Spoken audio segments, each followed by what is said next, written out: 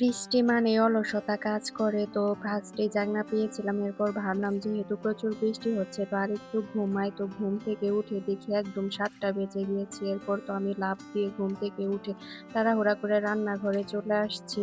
তো এরপরেই তো সবার জন্য আজকে চা বানিয়ে নিলাম। আর কালকে যে পিঠা বানিয়েছিলাম ওইটাই ছিল পাটিসাপটা পিঠা। তো ওইটাই সবাইকে আগে নাস্তা দিয়ে দিলাম। যেহেতু দেরি হয়ে গিয়েছে তো আজকে সকালে আর দুপুরের রান্না একসাথেই করব।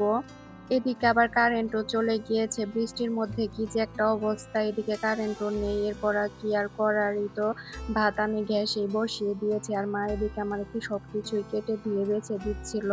তাড়াহুড়া করে ভাতটা নামিয়ে আগে তৌহিদ তাসফিয়াকে ডিম ভেজে ভাত খাইয়ে মাদ্রাসায় পাঠিয়ে দিয়েছি। আর এদিকে আমি এরপর রান্নাটা বসিয়ে দিলাম।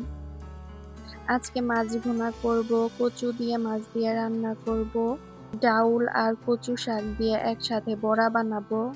আর কালকে যে মা কাঁকরোল কেটে রেখেছিল ওই কাঁকরোলটাই ভাজি করব। আজকের জন্য এই ছিল রান্না বান্না। এদিকে তো ঝুম বৃষ্টি হচ্ছে সকাল থেকেই। আমি রান্না করতেছিলাম আর বৃষ্টি দেখতেছিলাম। মাশাআল্লাহ, বৃষ্টি দেখতে অনেক ভালো লাগতেছে। সকালে এরকম ঠান্ডা ঠান্ডা আবহাওয়া, সত্যি রান্না বান্না করতেও খারাপ লাগছে না। কিন্তু এই কিছুদিন ধরে কি অনেক রোদ থাকার কারণে রান্না বান্না করতে কিন্তু খুবই কষ্ট হচ্ছিল। কিন্তু এখন আবার বৃষ্টি, আল্লাহর রহমতের বৃষ্টি শুরু হয়ে গিয়েছে। তো খুবই ঠান্ডা ওয়েদার, খুবই ভালো লাগছে। কথা বলতে বলতে আমার এই তো কচু দিয়ে মাছ দিয়ে রান্না করা শেষ। এখন আমি কচু শাক দিয়ে ডাউলের বড়াটা বানিয়ে নিব। এর আগে আমি কখনো এটা বানাইনি। মা বলতেছে এটা বানানোর জন্য আমার চাচী শাশুড়িরা নাকি এটা খায়। তো মাকে বলছে, তো মা আজকে আবার বানাতে বলতেছে আমাকে।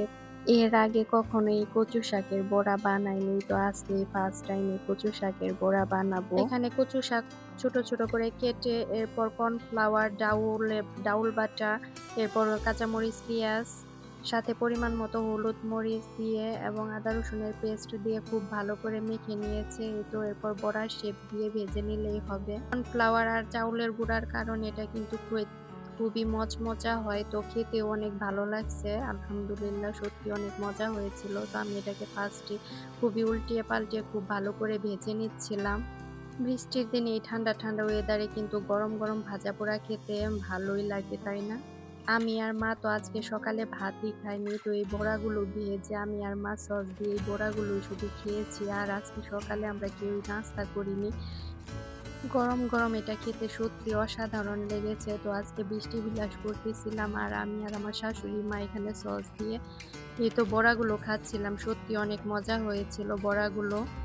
আজকে আপনাদের উদ্দেশ্যে কিছু কথা বলি। তো যেসব আপু এবং ভাইয়ারা আমার ভিডিওটি পছন্দ করেন তারা অবশ্যই লাইক, কমেন্ট এবং শেয়ার করে পাশে থাকবেন ইনশাল্লাহ। এবং আমার একটি ইউটিউব চ্যানেল আছে, প্লিজ সবাই সাবস্ক্রাইব করে দিবেন।